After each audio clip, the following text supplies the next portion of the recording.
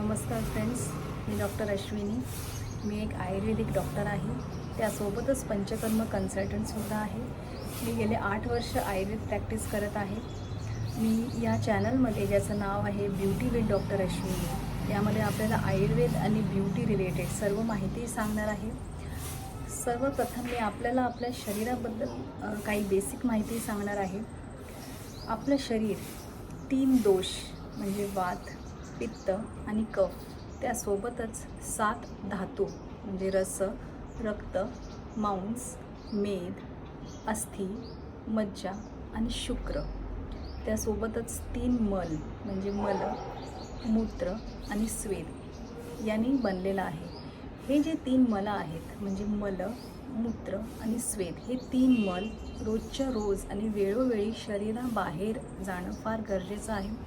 ही जर मलं आपल्या शरीरात साठत राहिली तर त्याचा परिणाम नक्कीच आपल्या शरीरावरती होतो आणि त्याचा इफेक्ट आपल्याला आपल्या त्वचेवरती, आपल्या सौंदर्यावरती आपल्याला दिसून येतो. मला इथे फ्रेंड्स सांगावंसं वाटतं की आपलं सौंदर्य म्हणजे आपली ब्युटी, आपली त्वचेची प्रभा, कांती हे आपल्या आंतरिक शरीरावरती 90% अवलंबून असतं आणि बाह्य उपचारांवरती किंवा बाह्य त्वचेवरती जे काही आपण उपचार करतो त्यावरती फक्त 10% अवलंबून असतं. म्हणजे आंतरिक शरीर म्हणजेच आपली पचनशक्ती कशी आहे, आपलं मानसिक स्वास्थ्य कसं आहे, यावरती आपलं सौंदर्य, आपली त्वचेची प्रभा, कांती हे अवलंबून असते.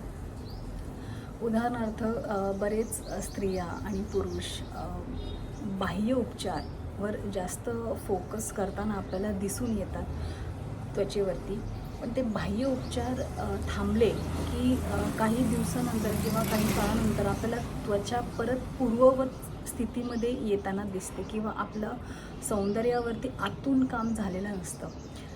याच ऐवजी जर आपण आयुर्वेद पद्धतीने किंवा आयुर्वेद पंचकर्म किंवा आयुर्वेद पद्धतीचं लाईफस्टाईल किंवा डाएट आणि पंचकर्म याच्या साह्याने जर आपण सौंदर्यासाठी जर आपण प्रयत्न केले तर त्याचा इफेक्ट आपल्याला नक्कीच बरेच दिवस आणि चिरकाली आणि स्थिर असे दिसून येतील.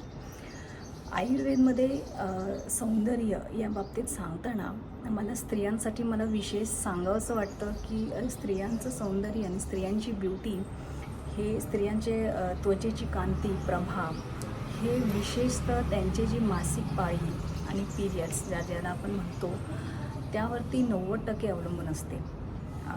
म्हणूनच स्त्रियांनी आपल्या मासिक पाळीवरती ती वेळोवेळी येते की नाही किंवा त्यामध्ये ब्लिडिंग कितपत होतं, किती दिवस ब्लिडिंग होतं, त्या ब्लिडिंगचा कलर काय, त्याला वास येतो का किंवा काही त्रास होतो का, किंवा पाळी सुरू होण्याच्या आधी, पाळीच्या काळात आणि पाळीनंतर आपल्याला काही त्रास होतात, शरीरामध्ये काही बदल जाणवतात. बऱ्याच स्त्रियांना पाळीच्या आधी काही त्रास जाणवतात किंवा पाळी सुरू असताना काही त्रास जाणवतात. तर यासाठी आपण आयुर्वेद वैद्याकडे जाऊन यासाठी आपण कन्सल्टेशन घेतलं पाहिजे. कारण की स्त्रियांची पाळी जर बरोबर नसेल, जर ती योग्य पद्धतीचं होत नसेल तर त्याचा इफेक्ट नक्कीच आपल्या सौंदर्यावरती जाणवतो. त्यासोबतच स्त्रियांनी त्यांचं मानसिक आरोग्य जपणं हे फार फार गरजेचं आहे. बऱ्याच वेळा ट्रीटमेंट करताना गर्भाशयासंबंधी काही आजार असतात तर त्यासाठी ट्रीटमेंट करताना आम्हाला मनावर कार्य करणारी औषधं द्यावी लागतात. कारण की मनाचा आणि गर्भाशयाचा फार जवळचा संबंध आपल्याला दिसून येतो ग्रंथात. त्यामुळे स्त्रियांनी आपल्या मानसिक आरोग्याची काळजी सुद्धा तेवढीच घेणं गरजेचं आहे. त्यासोबतच आपलं आंतरिक शरीर म्हणजेच आपली पचनक्रिया ही आपल्या शरीराचं मूलभूत एक की पॉईंट आहे ज्यावर आपण सतत फोकस ठेवला पाहिजे. कारण की आपली पचनक्रिया डिसाईड करतं आपलं सर्व हेल्थ. त्या आपल्या पचनक्रियेवरती सुद्धा आपली मानसिक आरोग्यसुद्धा अवलंबून असतं. उदाहरणार्थ आपण काय खात आहोत यापेक्षा आपण जे खाल्लेलं आहे ते आपल्याला पचलं आहे की नाही योग्यरित्या ते पाहणं आपल्याला जास्त गरजेचं आहे.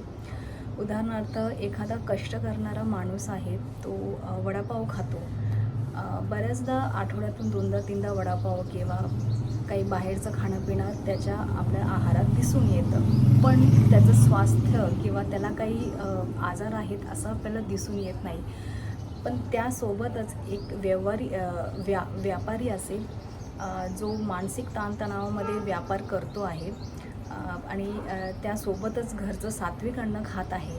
जर त्याला ते सात्विक अन्न पचलं नाही तर त्याला आपल्याला बरेच आजार दिसून येतात. हे आपण व्यवहारात आपण पाहतोच की कष्ट करणारी माणसांनी काही जरी खाल्लं तर त्यांना ते पचतं आणि पचल्यामुळे त्यांना त्या चुकीच्या डाएटचा सुद्धा त्यांना त्रास होताना आपल्याला दिसून येत नाही.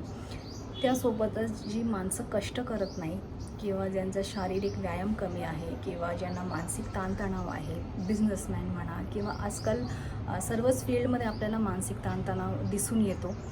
तर मानसिक ताणतणावामुळे सुद्धा आपल्या पचनक्रियेवरती आपल्याला परिणाम दिसून येतो. त्यामुळे काय होतं, आपली पचनशक्ती, आपली डायजेस्टिव्ह क्षमता ही कमी होते. त्यामुळे तुम्ही किती जरी सात्विक अन्न खाल्लं किंवा किती जरी प्रोटीनयुक्त अन्न किंवा आजकाल कीटो डाएट म्हणा किंवा काही आपण डायटिशियनकडून आपण डाएट्स सल्ले घेत असतो, तर कितीही आपण फॉलो केलं, जर ते पचलं नाही, जर आपल्या शरीराने आपल्या पचनशक्तीने ते पचवलं नाही तर फ्रेंड्स त्याचा शून्य उपयोग आपल्याला होतो.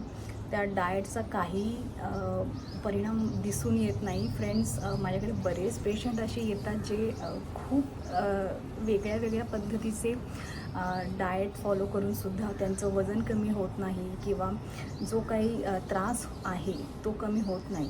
फ्रेंड्स, मी नेहमी माझ्या पेशंटलाही सांगत असते की आपल्याला आपल्या पचनशक्तीवर जास्त फोकस करणं गरजेचं आहे. कारण आयुर्वेदामध्ये आपला जाठरअग्नी म्हणजे आपली पचनशक्ती ही किती महत्त्वाची आहे यावरती सर्व आजार अवलंबून आहेत. तर फ्रेंड्स, नक्कीच आपण आपल्या लाईफस्टाईलमध्ये आयुर्वेद फॉलो करावा आणि ज्यांना इथे हेल्थ म्हणजे मी शारीरिक हेल्थ आणि मानसिक आरोग्य या दोन्हीबद्दल बोलत आहे. तर ज्यांना आपलं हेल्थ इम्पॉर्टंट आहे त्यांनी नक्कीच आयुर्वेदला फॉलो करावं. आणि मला इथे एक सांगावंसं वाटतं की एक गोष्ट फॉलो करून कधीच आपल्याला हेल्थ त्या लेवलपर्यंत आपल्याला मिळू शकत नाही. कारण की health is a cumulative effect. आपण दिवसभरात जे काही वागतो, जे काही खातो, जे काही विचार करतो त्या सर्वांवरती आपली हेल्थ डिपेंड असते. उदाहरणार्थ आपल्याला एखादा व्यक्ती असा म्हणू शकतो की मी रोज सकाळी पहाटे उठतो आणि सात्विक अन्न खातो, पण दिवसभराचा त्याचा कारभार किंवा त्याची धावपळ किंवा त्याचं मानसिक ताणतणाव या सर्वांमुळे त्याच्या हेल्थवरती बॅड इफेक्ट हा होताना आपल्याला दिसतो. त्यामुळे तो माणूस निराश होऊ लागतो की मी हे फॉलो करतो आहे, मी एक प्रॉपर डाएट फॉलो करतो आहे आणि मी पहाटे उठतो आहे, याचा मला इफेक्ट का नाही दिसून येत.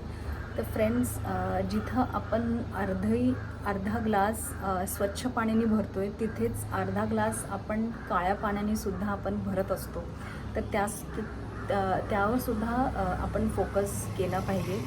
तर फ्रेंड्स, हेल्थ जसं मी तुम्हाला बोलले, health is a cumulative effect. सर्व गोष्टींचा एकत्रित इफेक्ट आपल्याला आपल्या हेल्थवरती दिसून येतो.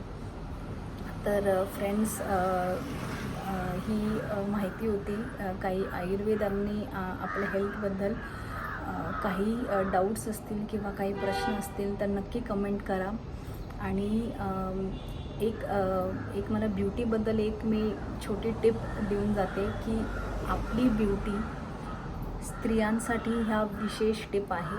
आपले ब्युटी हे आपल्या मानसिक विचारांवरती आणि मानसिक ताणतणावावरती किंवा मानसिक आरोग्यावरती आपली त्वचेची सौंदर्य हे फार डिपेंड असतं. कारण की बऱ्याच वेळा ट्रीटमेंट करताना काही त्वचेचे आजार असतात, सोरायसिससारखे आजार असतात किंवा काही पूर्ण अंगावरती एखाद्याला काही रॅशेस येतात किंवा सोरायसिस किंवा जे काही कुष्ठरोग आले, काही त्वचेचे विविध आजार असतात. त्याची ट्रीटमेंट करताना आम्हाला मनावर कार्य करणारी आणि मनावर कार्य करणारी औषधं आणि त्यासोबतच शिरोधारा ज्याचा इफेक्ट आपल्याला मनावरती दिसून येतो याचं आम्हाला याची हेल्प घ्यावी लागते. तर यांनी आपल्याला दिसून येतं की नक्कीच त्वचा आणि मन याचा खूप जवळचा संबंध आहे, खूप जवळचा संबंध आहे. त्यामुळे शरीराचं स्वास्थ्य तर महत्त्वाचं आहेच, पण त्यासोबतच मानसिक स्वास्थ्यही महत्त्वाचं आहे. त्यासाठी आपण आयुर्वेद, योगा, मेडिटेशन हे सर्व फॉलो करायला हवं. तर फ्रेंड्स, आत्तापुरतं एवढंच. पुन्हा भेटूया नवीन माहितीसह. थँक्यू.